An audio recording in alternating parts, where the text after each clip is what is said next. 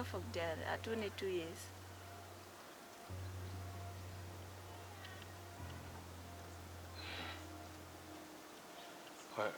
Alright, maida basa.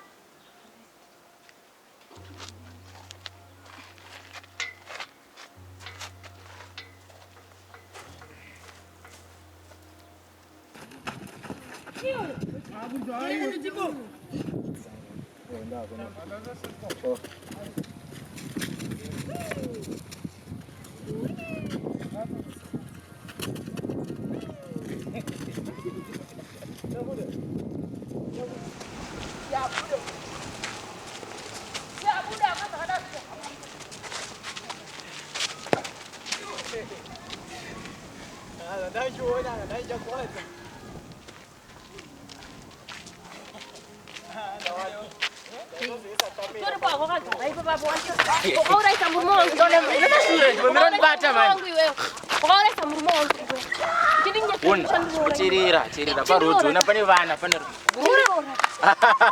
Konguru kutamba kwekwe. Konguru shirikadzi wewe. Shirikadzi. Wakarisa murume. Cherera manje. Wakarisa murume. Unokunganidza vanhu. Unokunganidza vanhu. Chamwana ukore mwana murume wako nechihure. Ufungoti aizokurura papiwo nemumwe murume. Kaya kana ndiwe. Kusauta nyepere. So ninyepera. Chimomira nibatara bani. Atisingade zvikurwana parodi kana kuzi ani. Iyo chimomira kusazokuita. Continue life yako kore murume wako fungo ndodani yose. Saka inini ndakamuuraya. Iwe ndiwo. Kozi no vanhu vakutofa kwacho. Ai one simondi. Uri mondi yemunhu kuzonzi. Ndinoona izvo uchatondiroora nekuti wangambodyepera ndiwo wonzeri wombi wakati kuti murume wangu afe. Ndinoona kwezi izvo ndintori nekamwana kachiti ndintori nemukadzi ari kuya next week. Ndemukadzi ari kuya next week. Asina basa neni izvozvo. Tondiroora nekuti izvozvo ndachirikadzi because of you iwewe ndiwo wakaita ndiite chirikadzi murume wangu afe. Izvizvo vanhu wese vakundiblame kuti nditakauraya murume pamusaka pako iwewe. Sorry nezvandakaita. But taitamba.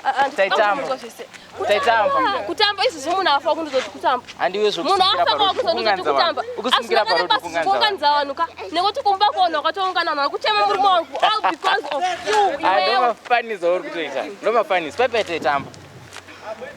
Kozi iyo pande kuti tigare teswera mbo ndidzonde murume wangu. Ingozoenda nemukadzi wangu. Hakuna zvakadaro. Chatoita wawiri ipapo. Kutopindira pakati ipapo. Chimwe chinhu handigari neshirikadzi. Ndo chimwe chinhu. Hakuna zvakadaro. Munhu akauraya murume kozi chatouraya neni. Zvawaitira murume wako ndozvochanditira. Zvawaitira murume wako ndozvochanditira. Ndichatopinda ipapo ndichatotituna kwendishirikadzi iwewe ndiwakakonzera. Ndiwe wonzeri iwewe. Hakuna kwaunoenda shamwara undiudze izvozvo. Hakuna kwaunoenda shamwara. Ikoko kochaenda neni uchateera. Ikoko. Imemira utamzenga mwana. Ora ndokurora chinsi. Chinsiya. Ukuzoseka shamwari. Ora chinsiya ndokurora. Hakuna zvakadaro shamwari. Saka utarorwa nini? Hakuna upenyu hwakapawa kudaro kuti unoomesera utarorwa nehemberi. Azvina kana basa zvekuti utarorwa. Iwewe ndiwe uchandiroora iwewe. Iwewe kuzvinzwa. Kana ndiwe ushani ngarore munhu akauraya murume ndozotamba naye sei. Anondiuraya uko. Akonzoti ndiuraye murume wacho ndiani? Saka inini tofanira kusumba. Aiwa, tofanira kutororana. Azvikurorana ndobheja atizombosike takarorana. Kozi ndori nemukadzi ane mwana ari kuya. Ndosika ndati zo ndichapinda ipapo pechituka na chizi. Nesingade zvekuita violence. Aiwa, undidzire shamwari. Kozi yo hapana kurorana kwatingamboita. Pandai kuti yatigare tese. Irwai. Iwe waisauya. Wairamba uchinde murume wangu. Auchandudze izvo shamwari. Munhu akatuka pamusaka pako. Uri motika iwewe. Kuna zvakadaro. Wondipa munhu akazvura. Aiwa kutondiroora shamwari. Kuna zvakadaro. Hakuna. Sodondro. Ndinotombokuroba tinototi iwe utondiroore nditoenda anditondindikadzi. Iyo Sodondro here. Sodondro rowa here paro. Chakatondiita chirikadzi ndiani? Ore ndini. Saka utondiroora nchabva chirikadzi chaita murume. Sodondro here. Hapana hakuna zvakadaro. Saka ucharorwa nekubata kwa. Hakuna zvakadaro. Ucharorwa nekubata kwa. Uchatondiroora. Hausikindira zvandikutaura. Ndatosandiroora. Wete ndabata kola yakakadzina uchandiroora. Ukutondiroora. Uri mhondi. Ndichakuroora.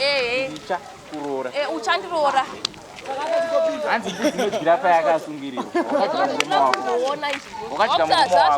Ndokusazva zvako ndikutokutaura. Ndati uchandiroora. Uchandiroora. Ndichakuroora. Kana ndambosiyana neari kuuya. Nange pachitu ipapo ndichapinda. Ipapo pachitu ipapo. Ayo tone mafani. Uchatoseka shamwari kutondiroora. Uchandiroora. Ndadzakuseka uri kunganza. Kuroora ndichakuroora. Ndichakuroora. Ari kuyamboenda. Zvagara kwatitozoona waungane. Saka ipapa nokokaunga nawo nakana basa. Ndakaura. Nasina mukadzi kapo. Andoti nasina mukadzi. Saka mwana azopepi. Andoti ngone mukadzi nemwana. Saka mwana abvi anyukepi papa. Mwana chamwana ndakaona uka mukadzi umwo. Oh. Akaita nhumbu yangu akuzunzura. Ndichapinda ipapo panhumbu iyo nchaita imwe yangu. Hakuna chisingapedze nguva tipopedze nachunganzo parodi panapa. Ndozototi yuka. Tomboti chakora maoko sizvoruka. Sorry about that, but nina ndina chandoziva. Iwo wakazvirera murume wako nyekuda kwechu. Akuna sakadaro zviziva kutaura. Amara. Kuziva ungamboti ndokurora sei uchunganidza vanhu. Ndokurora sei uchunganidza vanhu. Ndokurora sei uchunganidza vanhu. Icho chinibata kula. Ndokurora sei. Sina kana basa zvokuunganidza vanhu zvawakundudza izvi. Iwo uchatondiroora ndozvandikuziva chete. Kana munhu ndakurorwa ndozvaanoya achiteera kuti wotondiroora ndozvinonyanya zvita munhu adaurorwa izvozvo. Unotaura nene zvakanaka. Sada undipedzera nguva yangu. Ngati iwewe neni ticharoora.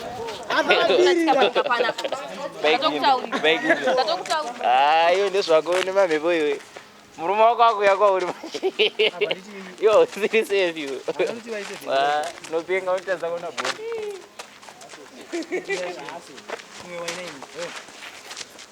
Wakadzisve murenso.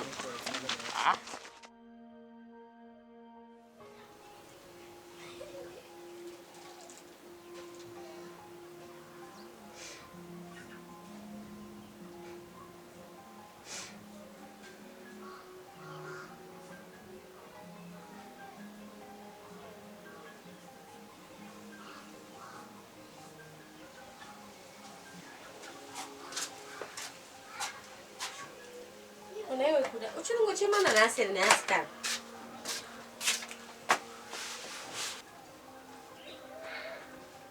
Manje ndichasekwa nasikana.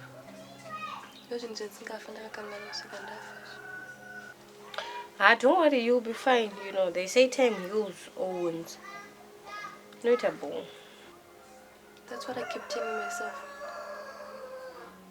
But kufa kwemunhu hakunakidzi. Nyazoziva kuti ndiwakakonzera kufa kwake. I love him. Kanana, he loved you too, Askana. But ndozvatongovapo. You know, they say yadeuka. And there's no way yekuti tichati uchayorera. Ichatoorereki ndozvapo. You just need to learn to forgive yourself and promise yourself that you'll never do that again. And treat people with love and care.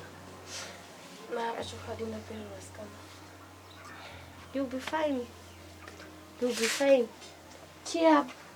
Kandiani kika washe mpango. Alright.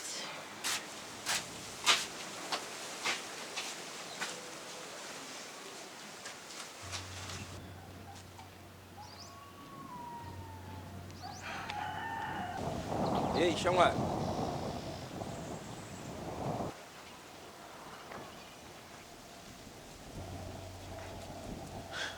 Po. Wazongonditiza. Anombokutiza ndandaenda kumba. It was an emergency. You are sweating. Are you okay? Yeah. Kupisa po. Yeah, right. Mbakuraisa. Go man, I hope it's right. Tenda kumba unono abere wako. Go. Kasi kundidzinga. Yeah. Kumba mchitara nani?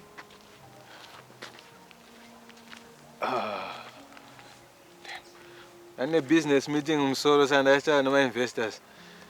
The chief of staff.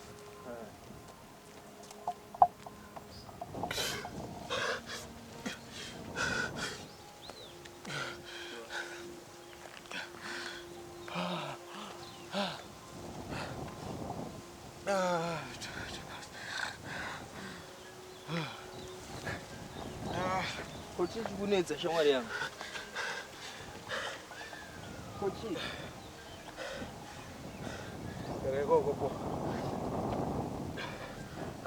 Stay away, please. This is our worry. Let's go back when you go to Wakafa. Tell me, how am I supposed to talk to? How am I talking to a ghost?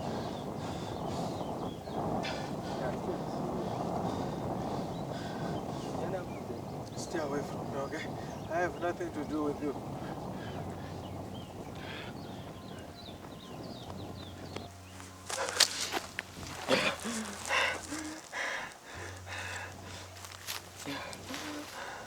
Shamwari yangu. Usatize, usatize. Uyagara usatize. Kamhanya ndotera usatize.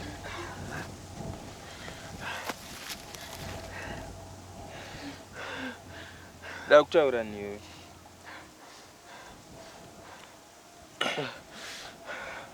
Kuti je.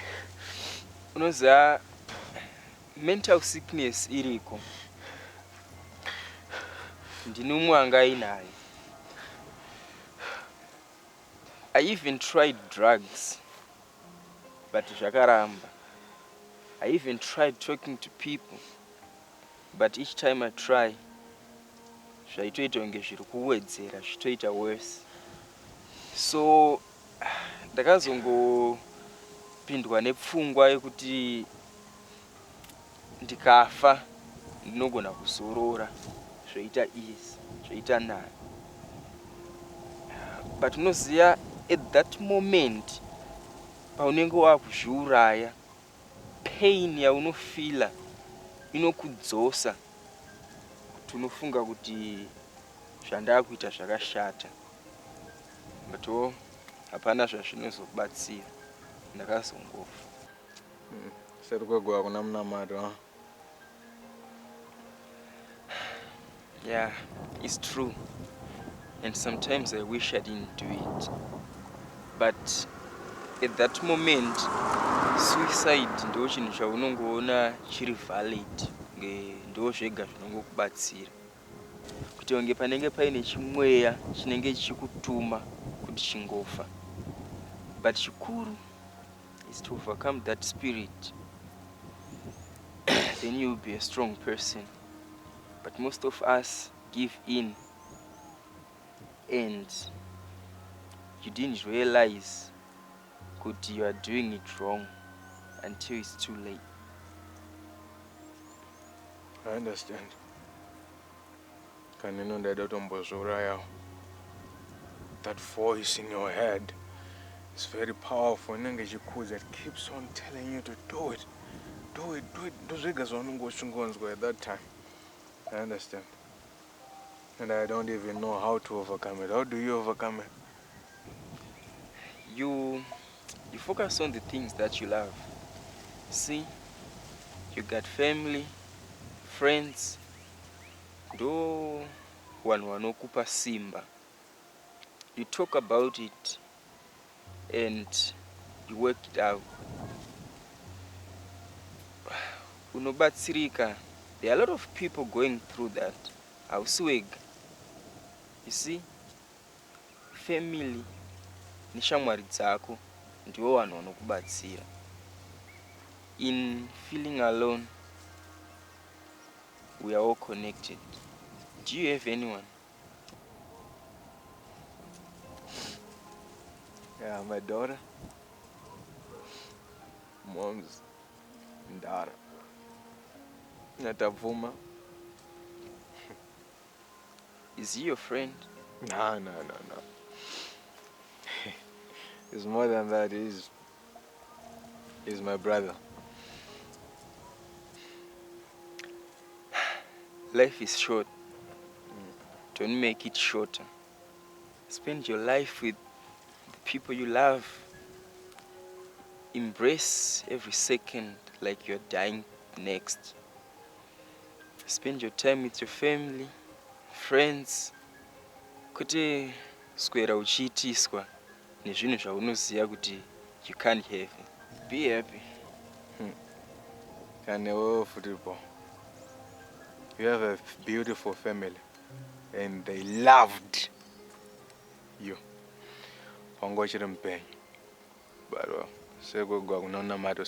you have to let go of regrets. And when you say that's a good for Zaganaka, so I do Varanas.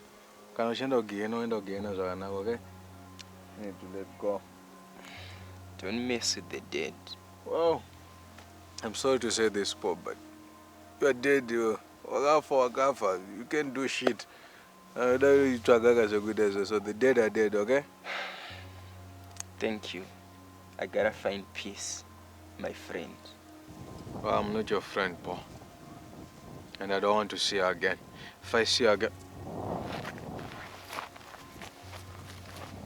Son of a...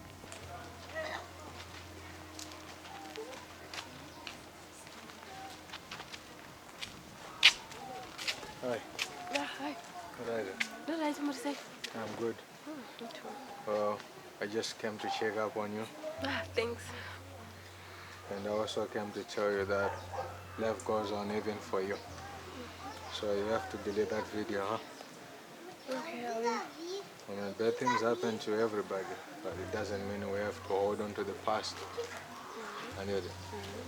So delete that video and live your life. Life is short to be said about something that already happened. You're right. Take this as well. Are you sure you're okay? Yeah, I'm fine. Oh, if you need anything, you have my number. Yes. Just one phone call away. Yes, one phone call away. Alright, thanks. I'm waiting for my sister. She wants to take me out. Oh, right. Have a good day, innit? You too. Okay, greet your sister for me. Alright.